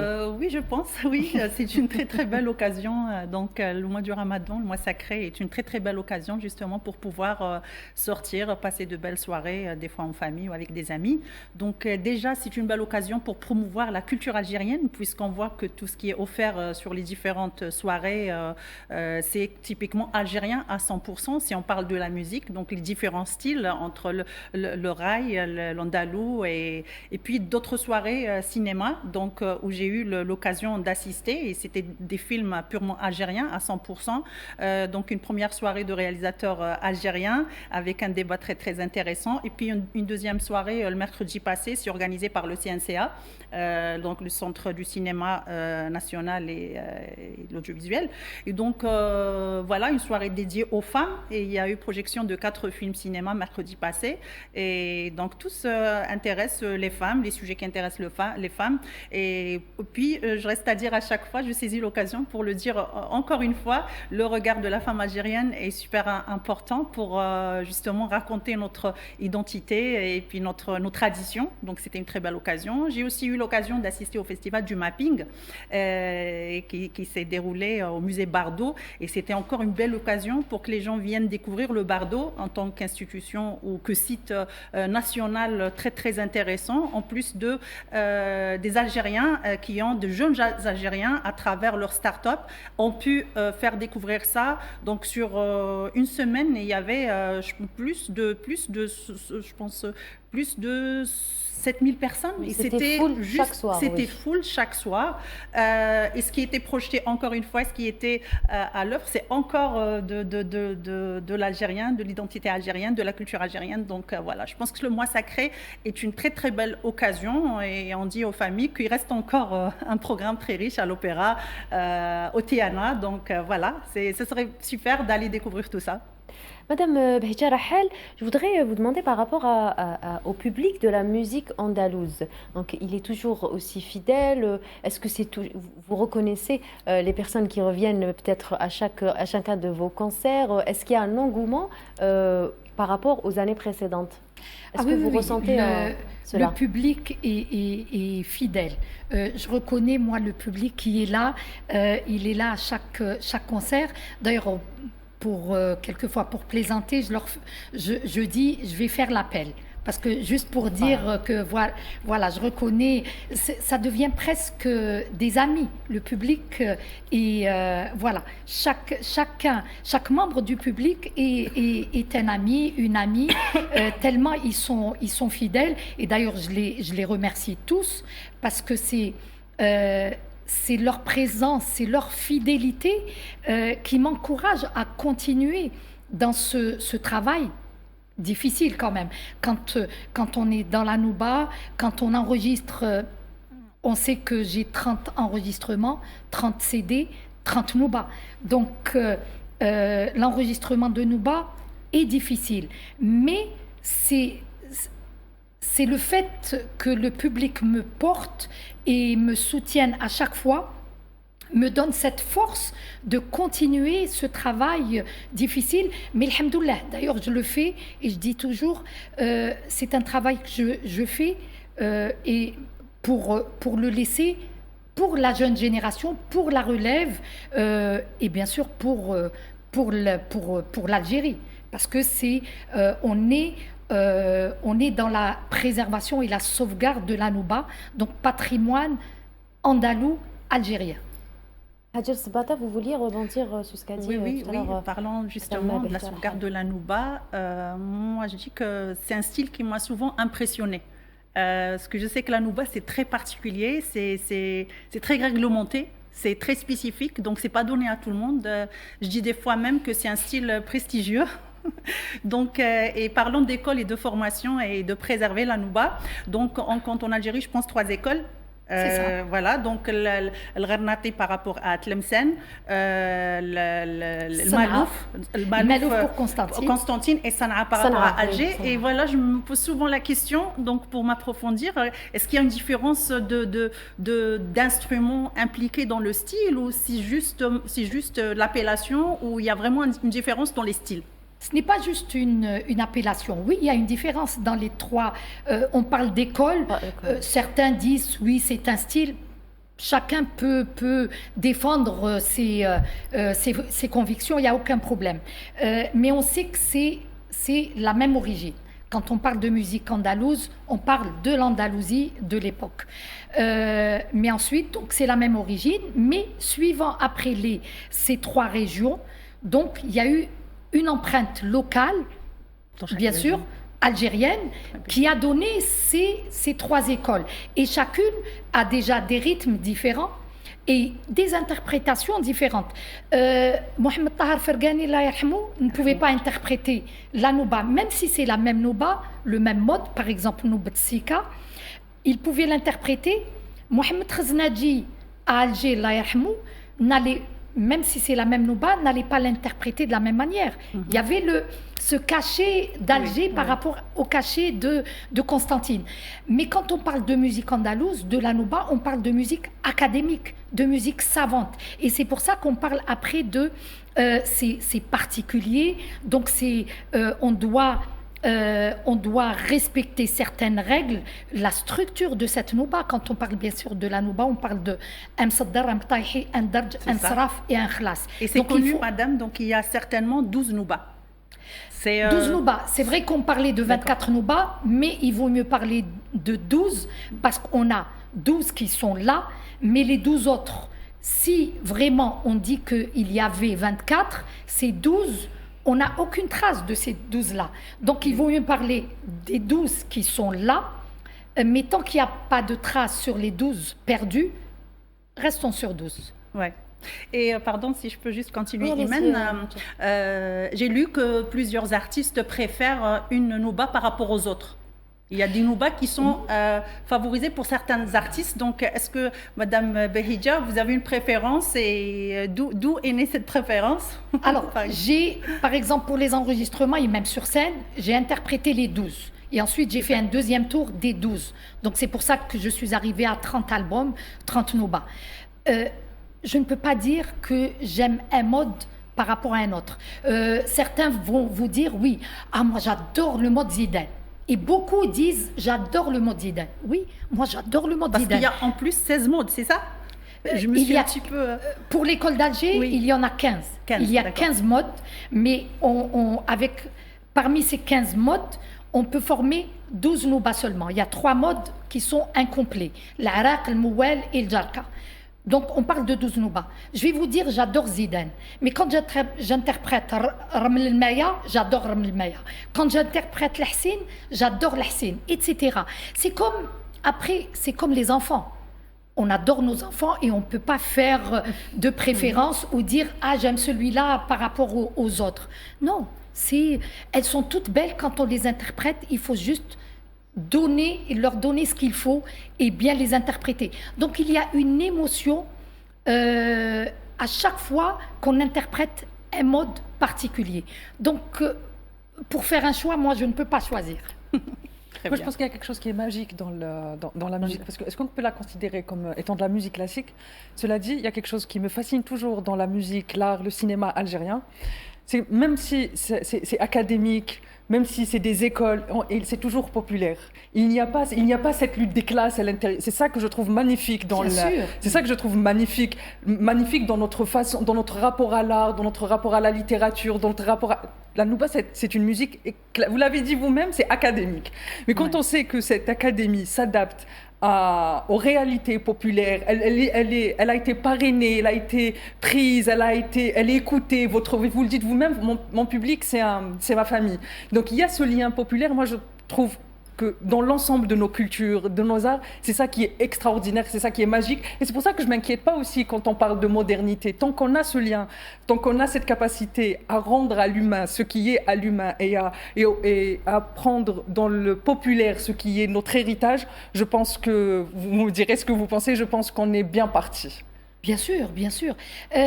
Quand on parle de musique académique, oui, c'est parce qu'on sait qu'il a écrit, c'était quand même, quand on parle par exemple d'Ibn Zaydoun, Ibn al-Khatib, Ibn Khafaja, Ibn Quzman et d'autres, c'était de grands lettrés.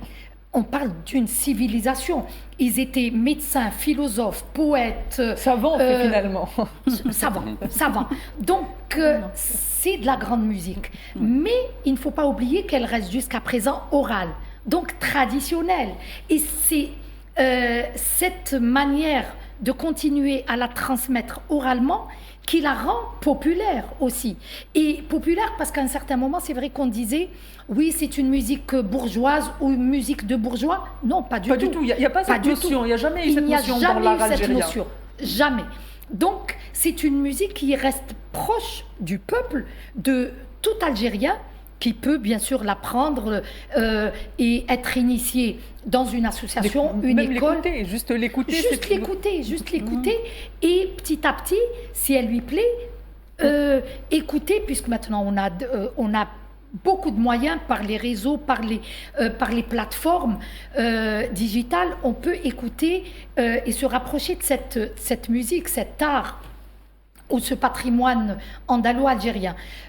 Donc, et pour revenir à la modernité, il n'y a aucune interdiction, aucune limite. Moi, ma spécialité est la nouba. D'accord. Je l'interprète et je l'enregistre. Et bien sûr, je transmets puisque j'ai une école aussi de musique andalouse où j'apprends l'école Rythme Harmonie à Paris depuis 2008 où je transmets tout ce que m'ont appris mes maîtres. Très bien. Mais en dehors de ça, je peux aussi faire autre chose. Je peux m'inspirer de la nouba pour créer ou composer autre chose. Il y a plein de chanteurs ou d'artistes qui s'inspirent aussi de la nouba pour créer autre chose. Ils sont libres de le faire et c'est très bien de le faire. C'est très bien. Mais sauf qu'il faut toujours faire cette séparation. Dire la nouba, voici la nouba à l'état pur pour les conservateurs. Et voilà ce qu'on peut aussi sortir de ce patrimoine tellement, tellement riche. Et au contraire, l'Algérie est tellement riche culturellement. Donc, c'est bien de s'inspirer des musiques traditionnelles, de tout ce qui est classique ou traditionnel pour créer. L'artiste n'a pas de limite dans la création ou la composition. Donc, laissons-le faire. Alors, nous allons marquer une petite page de réclame et nous revenons tout de suite après.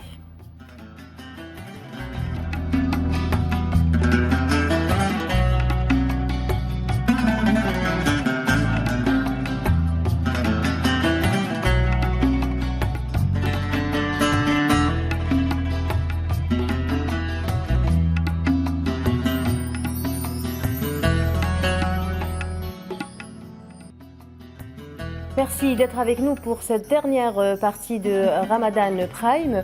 Alors, nous parlions tout à l'heure de musique andalouse, de patrimoine.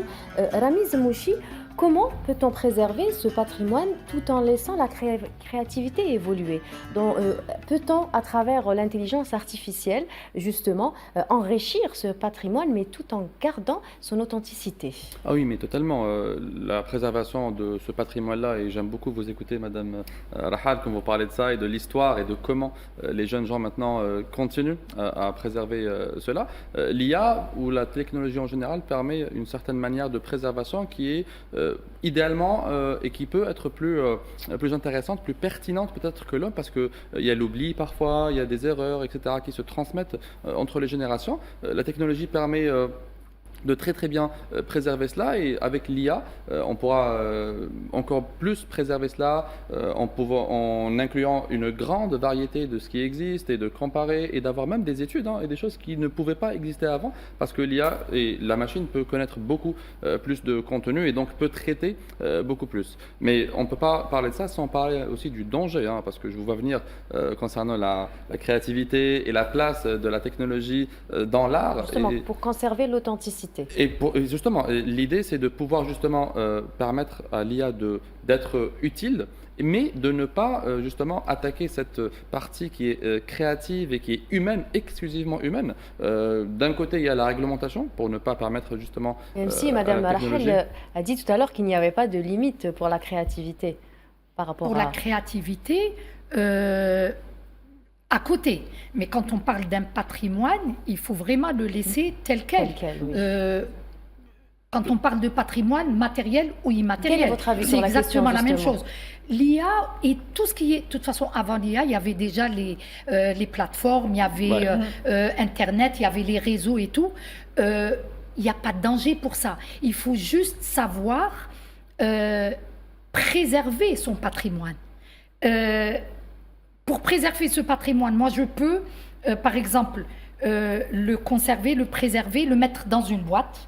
Et ensuite sortir de temps en temps certaines noubas pour les arranger, les moderniser, ou m'inspirer de ça pour faire autre chose. Il n'y a aucun problème. Mais ce qui est dans la boîte, je ne le touche pas. C'est mon patrimoine préservé, conservé. Ça, il n'y a pas de problème. Donc, et après, m'appuyer sur l'IA pour faire autre chose, pourquoi pas? Et au contraire, elle peut peut-être m'aider à bon escient. Oui, m'aider à faire encore autre chose et à créer autre chose. Parce que oui, il n'y a pas de limite dans la créativité artistique. Il n'y a aucune limite. Donc c'est magnifique. Mais juste mettre des limites par rapport au patrimoine préservé. Parce que patrimoine algérien, qu'il ne faut pas toucher parce que c'est mon identité.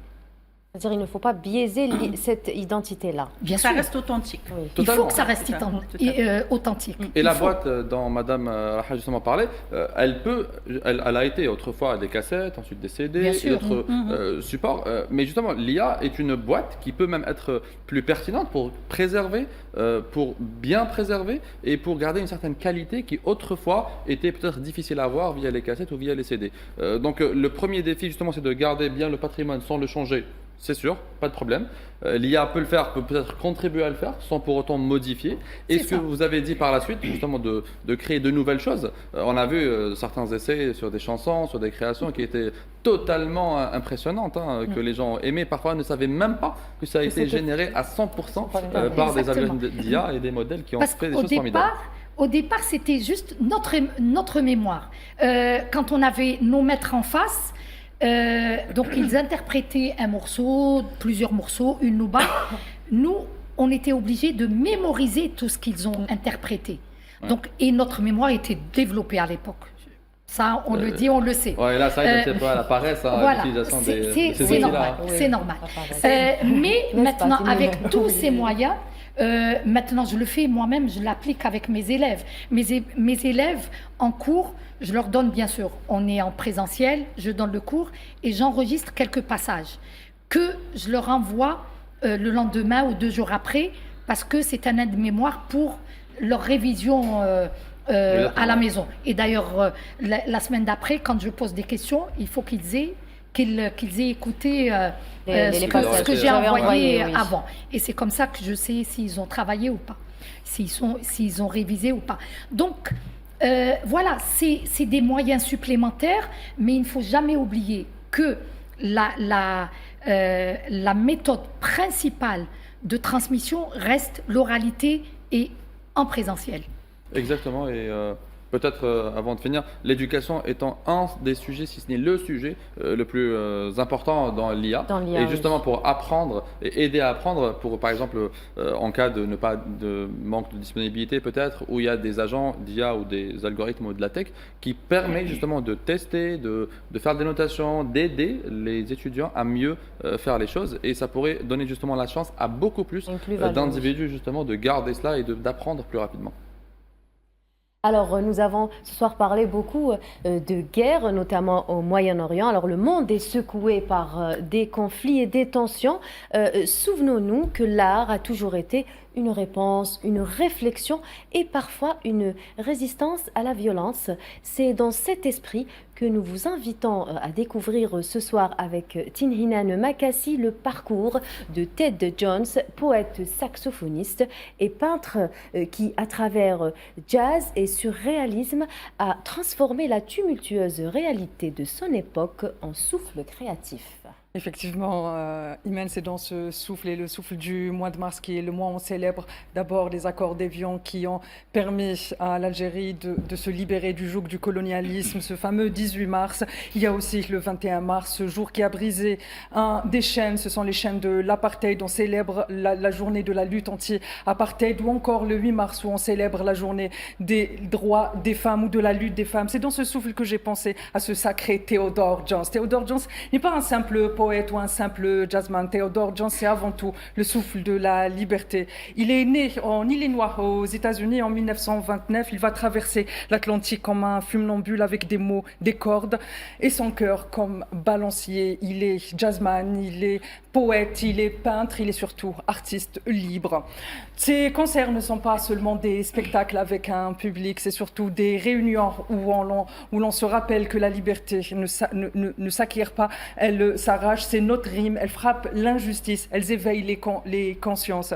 Et dans les années 50, à New York, dans le bouillonnement artistique de New York, il fréquente les cercles de la Beat Generation, cette génération qui aura marqué l'Amérique, mais aussi les afro-descendants et la lutte pour les droits civiques aux États-Unis. C'est une figure singulière d'ailleurs. Lorsque le saxophoniste Charlie Parker meurt en 1955, Ted Jones, par chagrin, va se balader dans toutes les rues de New York et écrire Bird Leaves, parce que Charlie Parker était appelé l'oiseau du jazz. Il a refusé cette mort. Il a écrit partout Bird Leaves en signe de résilience, mais surtout pour dire que là où la musique est, il n'y a jamais... L'âme ne meurt pas finalement, elle continue à vivre par la transmission. Il fréquentera les grands noms du jazz, il sera admiré par les plus grands de jazz, pour ne citer que John Coltrane. Et pourtant, en dépit de tout cela, de cette vie exaltante à New York, Ted Jones va quitter les États-Unis. Pourquoi ? Parce que les frontières américaines lui semblent trop petites. Quand on sait qu'à cette époque, les Noirs américains, les Afro-descendants n'avaient pas le droit d'être des citoyens à part entière. Et il va aller vadrouiller, il va aller à Paris où il va rencontrer André Breton. Et là, justement, vous avez parlé tout à l'heure du surréalisme. C'est là où le surréalisme se mêle à son œuvre pour donner ce free jazz. Il invente carrément un mouvement qui va s'appeler le free jazz. Mais il y aura une ville qui va le marquer dès les années 60. Et bien évidemment, cette ville, c'est Alger, c'est la Mecque des révolutionnaires. Qui ne peut pas être marquée par Alger. Alger, pour lui, c'est une terre vibrante et qui trouve, où ses mots, où ses rêves trouvent écho, justement. C'est la Mecque des révolutionnaires, c'est son refuge, c'est sa terre d'adoption. L'Algérie devient sa scène. L'Algérie devient là où il peut rencontrer ces révolutionnaires qu'il a tant admirés, dont il lit les noms sur les pages de la presse, dont il a espéré avoir contact. Et c'est avec eux justement c'est dans cette ville qu'il va les rencontrer. Et c'est ici surtout qu'il va proclamer avec la plus grande émotion, un certain 1969, lors d'un festival qui s'appelle le Festival panafricain, je cite, « Nous sommes revenus, nous sommes les Noirs américains, nous sommes les Afro-américains, nous sommes les Africains des États-Unis, mais avant tout, nous sommes Africains ». Cette citation va résonner durant des siècles dans les cœurs de l'ensemble des Afro-descendants qui rappelons-le, ont été marginalisés de la société américaine durant plusieurs siècles, mais surtout les affres du commerce transatlantique. Donc c'est à Alger qu'il va qui portait encore les cicatrices de la domination, mais surtout qui portait les espoirs de la libération, que Ted Jones va rencontrer la fraternité, va rencontrer le combat, mais surtout il va rencontrer un espace où l'art, la politique et la liberté se croisent et s'entremêlent. Ses poèmes sont des éclats de lumière dans les nuits de l'oppression. Il écrit le souffle du jazz, il l'apprivoise, il mêle le surréalisme et la colère, l'amour et la révolution. Il peint la douleur, il peint la beauté et la rage, sans jamais exagérer. Ted Jones était de ces poètes à fleur de peau. Et tout ça, on peut se poser la question, mais quel genre de personne était Theodore Jones? Quand on voit sur scène un homme avec autant de prestance, on peut se poser la question, mais comment il était? Sa personnalité était simplement exubérante, c'était un rebelle, il était tendre, il était indomptable. On pouvait le voir sourire dans les terrasses de café et danser dans les rues d'Alger, ces rues qu'il aimait tant. Il disait qu'à Alger, même la poussière respire la révolution et la liberté. Il rêvait dans les rues de Tombouctou, une ville de Tombouctou en Mali, une ville mythique où il aimait revenir comme à une source.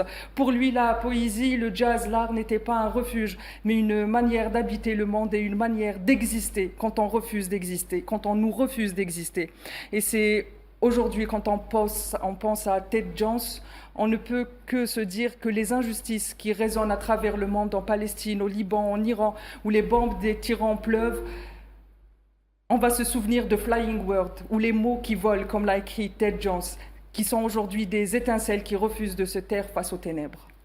Merci beaucoup Tinhinan Makassi. Et du jazz, on passe maintenant au Shaabi, place au 15e Festival national de la chanson Shaabi qui ouvre ses portes ce soir et qui se déroulera jusqu'au 12 mars au Palais de la Culture Moufdi Zakaria à Alger. Un événement qui célèbre à la fois tradition et créativité. Au programme, concours de jeunes talents, hommage aux légendes du Shaabi, ateliers de formation, expositions et publications patrimoniales, une occasion unique de mettre en lumière le patrimoine musical algérien et de soutenir la relève artistique. Pour clore cette émission, nous allons faire un petit focus sur la soirée Oued Tir qui célèbre la richesse de la chanson Shaabi et met en lumière la vitalité de notre patrimoine musical algérien. Un événement où justement tradition et jeunes talents se rencontrent pour faire vivre la musique populaire. C'est un sujet signé Nariman Zekar.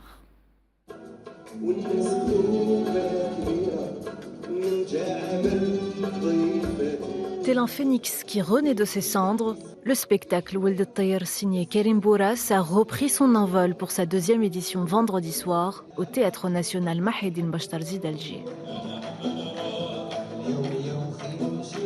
Cette année, et pendant près de 2 heures, l'orchestre mené par Reda Morah a proposé une relecture du patrimoine Shaabi en mêlant instruments traditionnels et sonorités de la musique classique. Un voyage musical inspiré des grands poèmes du répertoire Shaabi où le Tir symbolise tour à tour la liberté, l'exil ou encore le messager des sentiments. L'oiseau, à chaque fois, il change de plume, il change de chant. Donc, cette année-là, on a changé le décor musical, si on veut. La fusion était plus classique, un peu jazzy sur certains morceaux. Voilà, ça a donné un bon résultat. Donc, ça leur a plu. Inch'Allah, ce n'est que le début. Sur scène, les mélodies du patrimoine se parent d'un nouvel écrin, plus moderne cette fois, offrant une sonorité contemporaine 100% algérienne, au plus grand plaisir des musiciens et du public. Je joue dans l'Orchestre symphonique national, je suis premier violon depuis des années, des dizaines d'années. Mais cette fois-ci, ils m'ont invité de jouer avec l'orchestre de Shaabi. C'était une bonne expérience, c'est très intéressant, je me suis vraiment amusée. C'était magnifique, c'est la première fois que je découvre cet artiste, j'ai adoré, c'est ma première fois au TNA aussi. Et le Shaabi, c'est un genre que je connais, mais plutôt à travers les figures plus anciennes. Et c'était vraiment une très belle ambiance. Honnêtement, c'était une merveilleuse soirée. Ça fait vraiment plaisir de voir que le Shaabi revit à travers la jeunesse. Un orchestre magnifique, une ambiance magnifique aussi. Vraiment, ça fait plaisir de voir ça. À travers cette fusion artistique, le spectacle ambitionne de valoriser et de transmettre la richesse du Shaabi, s'ouvrant ainsi à de nouvelles formes d'expression. Justement, notre devoir en tant que citoyen algérien, c'est de préserver notre patrimoine culturel Et voilà, on se retrouve encore sur cette nouvelle aventure pour démontrer à l'oreille internationale ce que nous avons comme richesse et ce qui fait de nous des Algériens. Un envol donc musical entre tradition et modernité qui confirme que ce patrimoine vivant continue d'inspirer et surtout de se réinventer.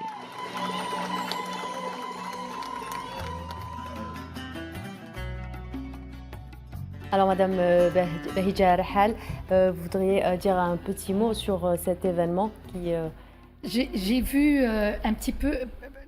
Karim Bourras maintenant est connu dans le milieu chabi, l'interprète vraiment chabi à l'état pur, mais il peut faire aussi des expériences comme ça et des spectacles. C'est un spectacle magnifique. Et voilà, on peut aussi monter des spectacles autour de musique traditionnelle et c'est très bien. Parce que ça donne aussi l'occasion au public de découvrir autre chose, de voir, de s'évader ou de voyager autour d'un patrimoine traditionnel, mais d'une manière peut-être plus moderne. Moi d'ailleurs, en parlant de ça, d'ailleurs je dis c'est des aventures, c'est des expériences. Même si on reste sur un domaine traditionnel. Il m'est arrivé à plusieurs reprises de jouer aussi avec des orchestres, par exemple l'orchestre philharmonique du Conservatoire de Rouen. 170 musiciens derrière, et moi j'ai interprété une nouba. C'est une expérience, c'est une belle expérience où deux orchestres peuvent chacun son tour découvrir la musique de l'autre et en plus donner quelque chose de nouveau au public. Donc c'est pour ça qu'on disait tout à l'heure, il n'y a pas de limite dans la création et tout ce qui est artistique. Est-ce qu'on peut avoir ce genre d'expérience en Algérie justement? Bien sûr, ça c'est déjà fait. Et d'ailleurs, je suis en train de réfléchir pour le faire aussi. Ça reste une expérience, mais le faire aussi en Algérie, parce que je l'ai fait à plusieurs reprises en Europe, pourquoi ne pas le faire aussi en Algérie? Mais il a été fait plusieurs fois ici en Algérie par d'autres artistes. Donc oui, c'est possible de le faire. Mais ce genre d'événement, au-delà des festivités, donc, contribue justement à préserver et surtout transmettre le patrimoine chabi aux jeunes générations. Donc c'est quand même des événements qui pourraient être multipliés pour pouvoir justement arriver à transmettre... Vous savez, la musique chabi, normalement, il n'y a pas de danger pour sa transmission. Parce que quand vous voyez un jeune de 10, 15 ans qui vous chante, parce que j'ai entendu moi des enfants, quelquefois 10 ans et même 15 ans, chanter l'Anqa, Gerwabi, Zahi, la yarhamhum. Eh bien déjà on sait que cette musique n'est pas en danger. Donc on a préservé et on continue à préserver le chabi, parce que par ses grands noms, le chabi n'est pas en danger.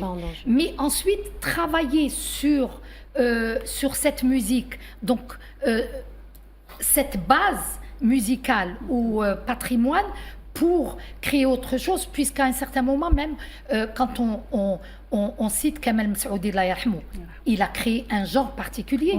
Et pourtant, du chabi, il a créé un genre, même quand on cite la chansonnette, même quand on parle de d'Ahmed Harrachi, et d'autres, il y a eu aussi la chansonnette Mahboubati, qui a écrit pour pratiquement tous les chanteurs chabi certaines chansons que les gens chantent et fredonnent tout le temps.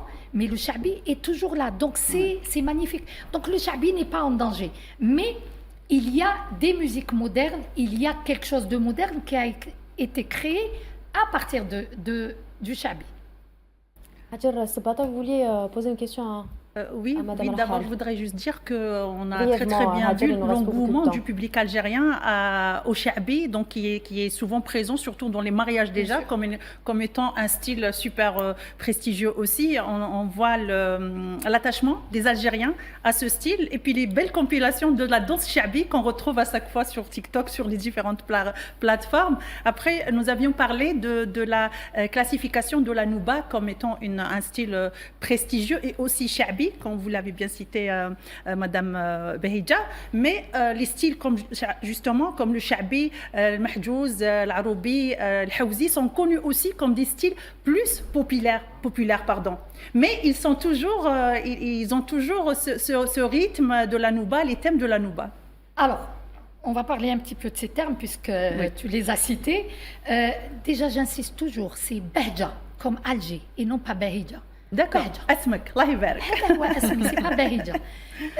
Alors, Kain la Nouba, donc tout ce patrimoine andalous, Jazairi. Il y a les dérivés. Donc, puisqu'on parle des 3 écoles, tu les as citées tout à l'heure, le Gharnati pour Tlemcen, Sanaa pour Alger et le Malouf pour Constantine. Mais ensuite, quand on parle des dérivés, le Mahjouz pour Constantine, l'Aroubi pour Alger et le Hawzi pour Tlemcen. Ça, c'est les dérivés. Donc, en arabe dialectal, l'arabe parlé algérien, d'ailleurs, c'est des poètes algériens qui ont écrit ces dérivés. Et on parle bien sûr de Chaabi. Donc, c'est des dérivés de la Nouba ou de ce patrimoine classique andalou. Iman, si vous permettez, une dernière question à Madame Brièvement, Behidja, on n'a plus le temps. Très bien, parce que j'ai su qu'elle voudrait, je suppose que vous serez intéressée par un rôle dans le cinéma. Et quel serait ce rôle? Quel serait ce premier rôle par rapport à une femme connue? On doit conclure. Ça y est. Non, je ne dirais pas une femme ou une personnalité connue, mais oui, un rôle dans le cinéma, oui, bien sûr. C'est toujours intéressant. C'est noté, merci Madame. Merci à vous de nous avoir suivis. Madame Behidja Rahal, voudriez-vous nous interpréter un petit istikhbar pour clore cette émission en beauté? Je vais interpréter un petit couplet, mais j'aurais dû peut-être commencer par ça, mais معليش. On termine l'émission avec. En beauté, exactement. Et d'ailleurs, merci à vous de m'avoir invité. Merci à vous d'avoir accepté. سلام على الأحباب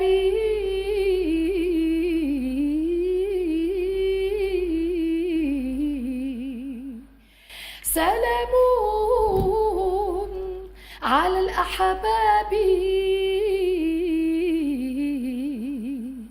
في القرب وفي البعد سلام على الأحباب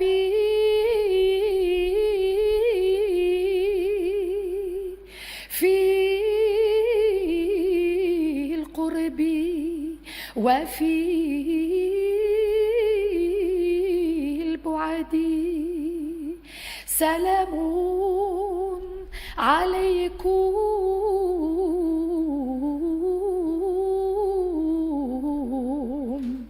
سلام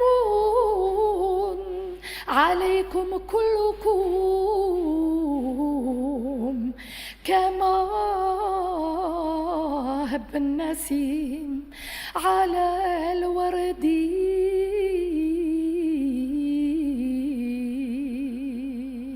Merci beaucoup, Madame Behidja Rahal. Merci aux chroniqueurs. Merci à vous de nous avoir suivis. On vous donne rendez-vous demain, même heure, même chaîne. Bonne fin de soirée sur Al24 News.